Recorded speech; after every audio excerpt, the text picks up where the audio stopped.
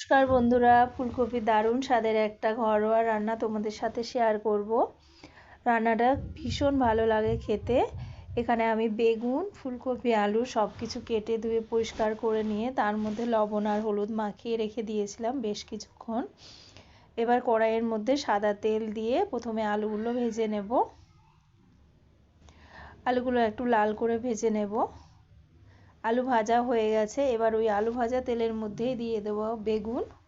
কড়াইয়ের মধ্যে তেলটা একটু বেশি দিয়েছি, সব কিছু একসাথে ভালো করে ভেজে নিতে হবে। বেগুন আমি অল্প ভাজবো। বেগুনও ভাজা হয়ে গেছে, সঙ্গে ফুলকপিটাও ভেজে তুলে নিয়েছি। এবার ওই একই কড়ার মধ্যে দিয়ে দেবো কিছুটা পরিমাণ সর্ষের তেল। সর্ষের তেল দিয়ে তেল গরম হয়ে গেলে দিয়ে দেবো কুচানো পেঁয়াজ। পেঁয়াজটাকে একটু বড় বড় সাইজের করে কুচিয়ে নিয়েছি। পেঁয়াজ বাটা এই রান্নাতে ভালো লাগে না। দিয়ে দিলাম আদা রসুন পেস্ট আর দিয়ে দেব টমেটো কোচানো।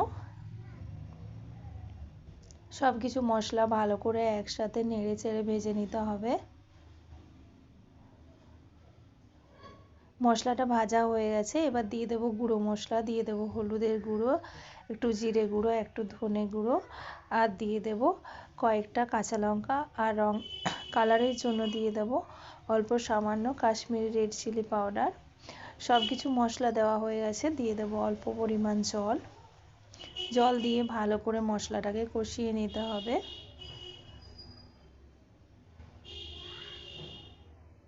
আপনারা একবার এইভাবে বাড়িতে বানিয়ে খেয়ে দেখবেন, ভীষণ ভালো লাগে এই রান্নাটা খেতে। ভাত, রুটি, পরোটা সবের সাথেই খাওয়া যায় এটা। মশলাটা কষানো হয়ে গেছে, এবার দিয়ে দেব সব কিছু ভেজে রাখা সবজি, আলু, বেগুন, ফুলকপি দিয়ে ভালো করে নেড়ে চেড়ে নেব। কিছুক্ষণ পর দিয়ে দেব পরিমাণ মতো লবণ। লবণটা একটুখানি বুঝে শুনে দিতে হবে, যেহেতু সব সবজির মধ্যেই আমি লবণ হলুদ মাখিয়ে রেখেছিলাম। সবজিগুলো আমার ভাজা হয়ে গেছে, এবার দিয়ে দেব পরিমাণ মতো জল। একবারে মাখো মাখো করে এটাকে নামিয়ে নিতে হবে, বেশ ভালো করে ফুটিয়ে নিতে হবে। আপনারা চাইলে গরম মশলা, ধনেপাতাও দিতে পারেন, আমি এখানে দিইনি। তৈরি হয়ে গেছে দারুণ স্বাদের একটা ফুলকপির রেসিপি।